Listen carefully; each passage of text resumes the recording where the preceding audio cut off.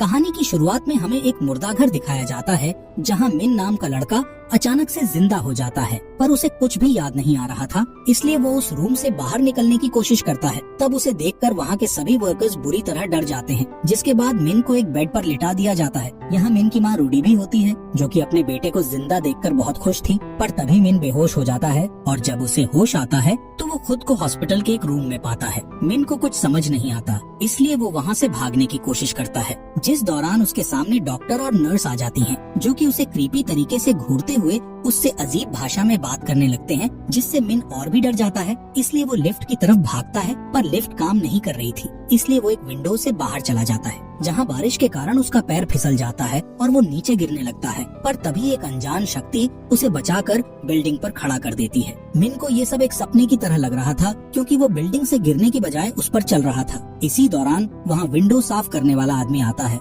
जो कि मिन की तरह बिल्डिंग पर चल रहा था। मिन उस आदमी से पूछता कि क्या ये सब असलियत में हो रहा है, जिस पर वो आदमी मिन को एहसास दिलाने के लिए उसे एक थप्पड़ मारता है। जिसके बाद वो आदमी अपने आप को गार्डियन बताते हुए मिन से कहता है कि तुम्हारी आत्मा की सभी यादें मिटा दी गई हैं और आत्मा को फिर से जीने के लिए मिन नाम के लड़के का शरीर दिया है। ये सुनकर मिन गार्डियन से कई सवाल पूछता है, लेकिन गार्डियन उसे कुछ नहीं बताता और उसे एक विंडो के किनारे पर लटका देता है। जिसके बाद मिन देखता है कि वो अब बिल्डिंग पर नहीं चल सकता और अगर उसने विंडो को छोड़ दिया तो वो नीचे गिर जाएगा। इसलिए मिन चुपचाप विंडो से अंदर आकर अपने बेड पर जाता है। तभी उसके पास एक नर्स आती है, जो उसे जोर से नीडल लगाती है, जिससे मिन को काफी दर्द होता है और वो गलती से अपना हाथ एक बोतल पर मार देता है। तब उस बोतल का पानी अचानक से हवा में जम जाता है। ये देखकर मिन काफी हैरान रह जाता है। तभी उसे पता चलता है कि वो नर्स गार्डियन है। दरअसल गार्डियन अपनी इच्छानुसार कोई भी रूप ले सकते थे। खैर, यहाँ गार्डियन मिन के शरीर को होम स्टे कहते हुए बताता है कि तुम्हारी बॉडी परमानेंट नहीं है। साथ ही गार्डियन उसे एक आवर ग्लास देते हुए कहती है कि अगर तुम 100 दिनों के अंदर मिन की सुसाइड करने की वजह का पता नहीं लगा सके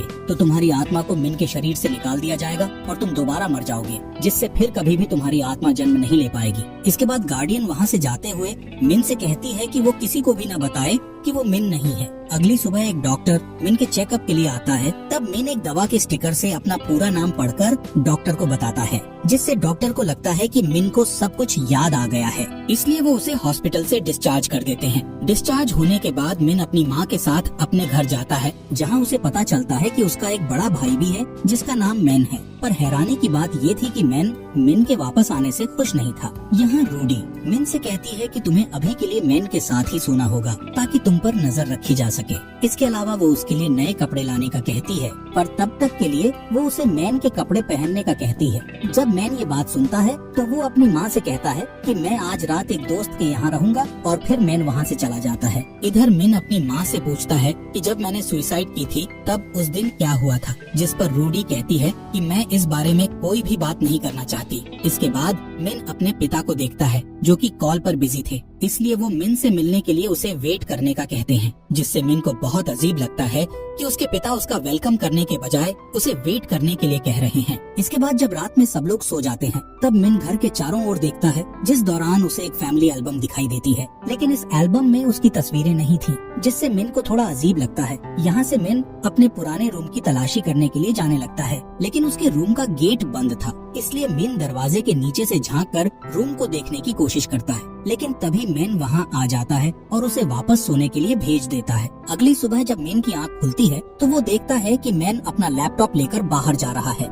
इसलिए वो मैन के जाने के बाद लिविंग रूम से चाबियों का एक गुच्छा उठा लेता है और उनसे अपने रूम का गेट खोलने लगता है, पर वो गेट किसी भी चाबी से नहीं खुलता है। इसके बाद मैन वापस मैन के रूम में जाता है और उसकी विंडो से बाहर निकलकर अपने रूम की विंडो की ओर बढ़ने लगता है, जिससे वो अपने रूम में पहुंच जाता है। यहाँ रूम में खाली फर्नीचर के कुछ टुकड़े और मिन के फ्यूनरल में यूज की गई तस्वीर के अलावा कुछ भी नहीं था। इस तस्वीर में मिन अपनी डेथ की तारीख देखकर शॉक हो जाता है, जिससे वो उस तस्वीर को नीचे गिरा देता है, जिसकी आवाज सुनकर रूडी वहाँ आ जाती है। तब मिन अपनी माँ से पूछता है कि मेरी सभी चीजों का क्या हुआ, जिस पर रूडी कहती है कि तुमने मरने से पहले अपने सामान को बर्बाद कर दिया था। तभी रूडी रोने लगती है और मिन से पूछती है कि आखिर तुमने सुसाइड क्यों किया था। इसी दौरान मिन उस जगह को नोटिस करता है जहाँ उसका खून पड़ा हुआ था। तभी मिन की माँ रोते हुए रूडी को गले लगा लेती है और उससे कहती है कि वो दोबारा कभी सुसाइड न करे। अगले दिन मिन अपने स्कूल जाने की तैयारी करता है, तब रूडी उसे उसका पर्स देती है। इस पर्स में मिन को एक ब्रूच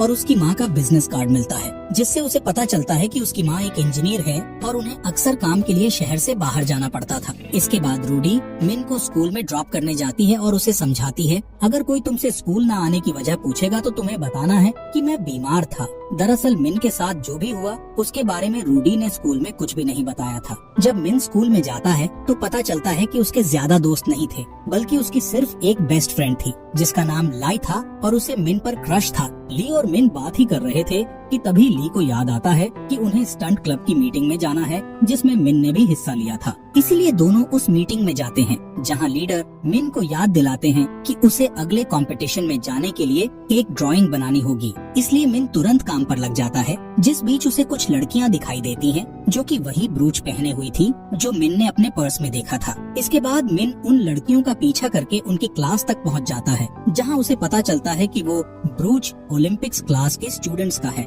यहाँ मिन को लगता है कि वो भी इसी क्लास का स्टूडेंट है, इसलिए वो उस ब्रूच को लगाकर ओलंपिक्स क्लास में चला जाता है। लेकिन टीचर उसे पहचान लेता है कि वो उसका स्टूडेंट नहीं है, इसलिए टीचर उसे बाहर निकाल देता है। क्लास से बाहर आने के बाद मिन को अपने ट्यूशन पार्टनर का एक नोट मिलता है, जिसमें लिखा था कि वो लाइब्रेरी में उससे मिलना चाहती है। इसलिए मिन लाइब्रेरी में जाता है, जहां वो पाई नाम की एक खूबसूरत लड़की से मिलता है। असल में मिन को पाई पर क्रश था। जब मिन पहली बार पाई को देखता है तो उसे पुराने मिन की तरह पाई पर क्रश हो जाता है। फिर क्लास खत्म होने के बाद मिन अपनी माँ के कार्ड का यूज करके अच्छे अच्छे कपड़े खरीदता है और अपनी हेयर स्टाइल भी चेंज करवाता है, ताकि वो अपनी क्रश पाई को इम्प्रेस कर सके। इसी तरह मिन पाई के साथ समय बिताने लगता है। फिर एक दिन मिन के पिता स्कूल में आते हैं, जो उसे याद दिलाते हैं कि आज उसकी स्कूल थेरेपिस्ट के साथ मीटिंग है। साथ ही वो अपनी मेडिसिन प्रोडक्ट का प्रमोशन करवाने के लिए मिन को कुछ प्रोडक्ट देकर चला जाता है। यहाँ स्कूल थेरेपिस्ट मिन के बारे में बहुत अजीब सवाल पूछना शुरू कर देता है, जिससे मिन वहाँ से जाने का सोचता है, पर वो वहाँ से जा पाता इससे पहले वो अजीब थेरेपिस्ट मिन के पिता के प्रोडक्ट को निगलने लगता है। तभी अचानक से सभी मेडिसिन हवा में रुक जाती है, जिससे मिन समझ जाता है कि ये थेरेपिस्ट नहीं बल्कि गार्डियन है। असल में गार्डियन उसे ये याद दिलाने के लिए आया था कि उसे जल्द से जल्द मिन के सुसाइड करने का कारण ढूंढना है। साथ ही बताता है कि उसके पास आंसर देने का सिर्फ एक ही मौका होगा, और अगर उसका आंसर सही हुआ तो आवर ग्लास बंद हो जाएगा। इसके कुछ दिनों बाद मिन के स्कूल में एक फेस्टिवल होता है। तब मिन पाई को ढूंढता है और देखता है कि वो रो रही है। असल में पाई अपना प्रैक्टिस टेस्ट नहीं कर पाई थी, जिस वजह से उसे फेल होने का डर था। तब मिन उसका मूड ठीक करने के लिए कहता है कि तुम ग्रेट हो, इसलिए तुम्हें ज्यादा टेंशन नहीं लेना चाहिए। यहाँ मिन उससे पूछता है कि क्या हम एक कपल हैं, जिस पर पाई मना करते हुए कहती है, तुमने कभी भी मुझसे बाहर चलने के लिए नहीं कहा, जिस पर मिन उसे अपने साथ फेस्टिवल में चलने का कहता है। इसके बाद वो दोनों एक साथ फेस्टिवल में जाकर काफी एंजॉय करते हैं और आखिरी में एक साथ बैठकर आतिशबाजी देखने लगते हैं। तब पाई मिन से कहती है कि तुम बहुत बदल गए हो और अब पहले की तरह उदास नहीं रहते हो। ये कहकर पाई मिन का हाथ पकड़ लेती है। अगले दिन जब मिन घर पर होता है, तब वो अपनी माँ को फोन पर बात करते हुए सुन लेता है, जिससे उसे पता चल जाता है कि उसके पिता ने अपने MLM ग्रुप के न्यू प्रोडक्ट्स के लिए अपनी मैरिज रिंग बेच दी है, जिस वजह से रूडी काफी नाराज और दुखी है। तब मिन अपनी माँ को खुश करने के लिए उन्हें कुछ ड्यूरियंस पकाने में मदद करता है और उन्हें खाने लगता है। जब रूडी मिन को डोरियंस खाते हुए देखती है तो पूरी तरह से शॉक हो जाती है, क्योंकि मिन हमेशा से ही डोरियंस से नफरत किया करता था। यहाँ रूडी मिन के नए रूप को देखकर बहुत खुश होती है और उसे अपने बचपन के कुछ किस्से भी बताती है, जिससे पता चलता है कि वो अपने बुरे वक्त में भी अपने बच्चों का बहुत ख्याल रखा करती है। कुछ दिनों बाद मिन अपने एग्जाम में पास हो जाता है, जिसके लिए उसने पाई से वादा भी किया था। इसलिए पाई खुश होकर मिन के बालों में शैम्पू लगाती है और फिर वो उससे एक ब्रिज पर दस्त लगाने का कहती है। साथ ही वो उसे कंपनी देने के लिए उसके साथ दौड़ती है। जब वो दोनों 10 चक्कर पूरा कर लेते हैं, तब पाई मिन को एक गिफ्ट देती है। असल में आज ही के दिन मिन का जन्मदिन था। मिन गिफ्ट ओपन करके देखता है तो उसे उसमें एक कलाइडोस्कोप मिलता है, जिसे पाई ने खुद बनाया था। यहाँ पाई मिन को बताती है कि वो इसे बहुत पसंद करती है, जिससे दोनों के बीच किस होता है। इसके बाद सीन शिफ्ट होता है, जहाँ मिन पाई की ड्राइंग बनाना शुरू करता है। जिस दौरान उसे कुछ तस्वीरें मिलती हैं, जिसमें से एक तस्वीर में मिन किसी लॉकर के पास बैठा हुआ था। इसलिए मिन उस लॉकर के पास जाता है और उसे खोलकर चेक करने लगता है, लेकिन ये लॉकर खाली था। तभी लाई वहाँ आती है और मिन को याद दिलाती है कि उसने अपने लैपटॉप को लॉकर में रखा था, जिस पर उसने एक नोट भी लिखा था कि उसका लैपटॉप उसकी माँ को दे दिया जाए। लेकिन उस दिन जब लाई मिन के घर गई तो रूडी वहाँ नहीं थी, इसलिए वो लैपटॉप उसने मैन को दे दिया था। इसके बाद मिन घर आता है और मैन के बेडरूम में अपना लैपटॉप ढूंढने लगता है, लेकिन उसे कहीं भी लैपटॉप नहीं मिलता। पर उसे वहाँ कुछ तस्वीरें दिखाई देती हैं, जिसमें उसकी हर एक फोटो में उसके चेहरे को खरोंच कर मिटा दिया गया था। इसके अलावा उसे वहाँ कुछ डॉक्यूमेंट्स भी मिलते हैं, जिससे उसे पता चलता है कि मैन पढ़ाई करने के लिए जर्मनी जाना चाहता था। इसके बाद मैन के कंप्यूटर को चेक करता है, जिसमें उसे मैन और उसकी फ्रेंड की चैट दिखाई देती है, जिसे पढ़कर उसे पता चलता है कि मैन मिन की वजह से जर्मनी नहीं जा पाया, क्योंकि उसे अपनी फैमिली की देखभाल के लिए उनके साथ रहना पड़ा, जिस वजह से वो मिन से बहुत नफरत करता है और चाहता है कि वो मर जाए। इस चैट में मैन ने ये भी लिखा था कि मिन के लैपटॉप में उसे एक गुड बाय लेटर भी मिला था, जिसके बारे में उसने अपने पेरेंट्स को नहीं बताया। इधर मिन को पता चल जाता है कि मैन के पास जो दूसरा लैपटॉप है वो उसी का लैपटॉप है, इसलिए मिन उसे खोजने के लिए मैन के कॉलेज जाता है, जहाँ वो अपने लैपटॉप को ढूंढ लेता है और घर पर लाकर उसे देखने लगता है। पर तभी मैन वहाँ आ जाता है और उससे लैपटॉप छीनकर कहता है कि ये फैमिली उसके बिना खुश है। इतना कहने के बाद वो मिन के लैपटॉप को विंडो से बाहर फेंक देता है। इसलिए मिन जल्दी से नीचे जाता है और देखता है कि लैपटॉप हवा में तैर रहा था।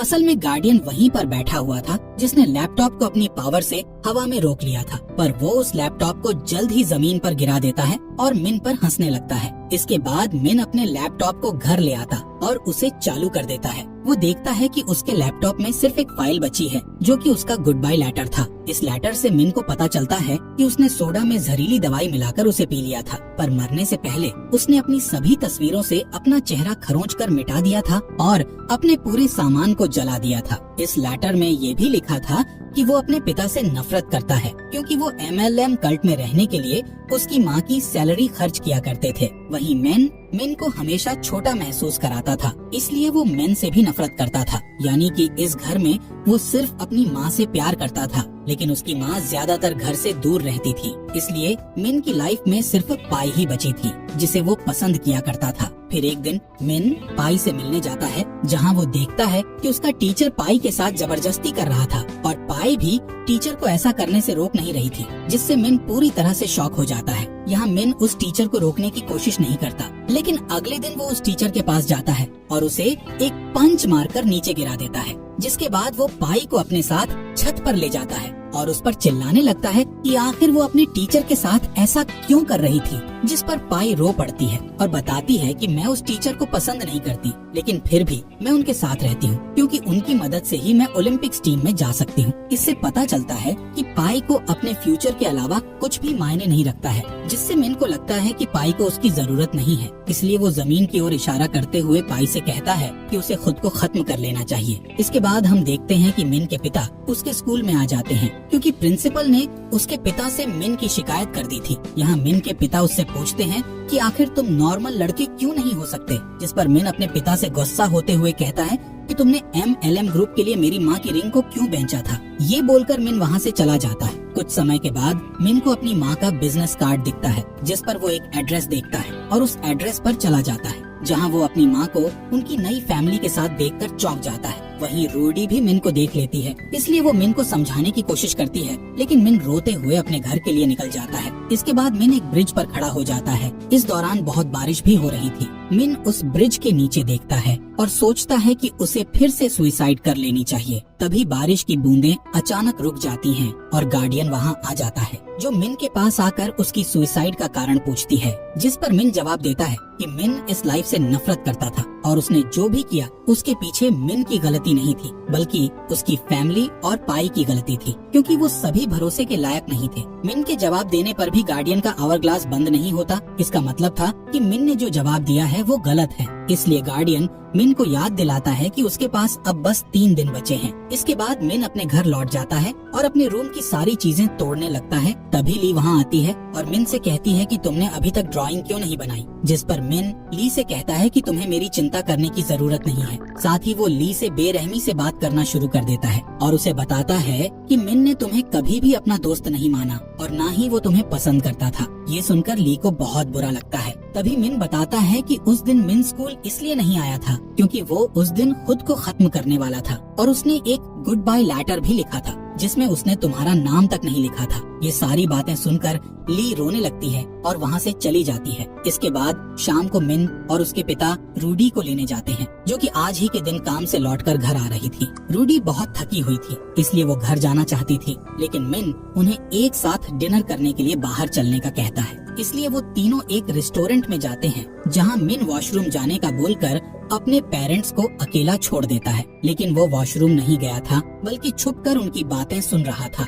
इस दौरान वो देखता है कि पिता उसकी माँ की रिंग लौटा रहे हैं, जिसके बाद रूडी अपने अफेयर के बारे में हस्बैंड को बता देती है, जिससे मिन के पिता रूडी को कुछ बोले बिना ही वहाँ से चले जाते हैं। अब मिन और उसकी माँ कार में अकेले होते हैं। तब रूडी रोते हुए मिन से भी माफी मांगती है और बताती है कि मैं अपनी फैमिली के साथ रहना चाहती हूँ, इसलिए मैंने अपने दूसरे लवर के साथ रिलेशन तोड़ दिया है। लेकिन मिन अपनी माँ को माफ करने से इनकार कर देता है और उसे बताता कि मैं तुम्हारा बेटा नहीं हूँ, बल्कि तुम्हारा असली बेटा मर चुका है क्योंकि तुम एक बुरी माँ हो। इस बात पर दोनों के बीच बहस होने लगती है, जिसके कारण रूडी का ध्यान सड़क से हट जाता है और उनका एक्सीडेंट हो जाता है। इसके बाद जब मिन को होश आता है तो वो अपने आप को हॉस्पिटल में पाता है, जहाँ वो तुरंत अपनी माँ को देखने के लिए जाता है, जो कि अभी भी बेहोश थी। यहाँ मैन भी होता है, जो मिन को बताता है कि उनकी माँ काफी सीरियस हैं। इसके अलावा मैन कहता है कि मुझे पिता ने बताया कि रेस्टोरेंट में क्या हुआ था और मैं जानना चाहता हूँ कि तुमने सुसाइड करने के बजाय मुझे क्यों नहीं बताया। अगर तुमने मुझे बताया होता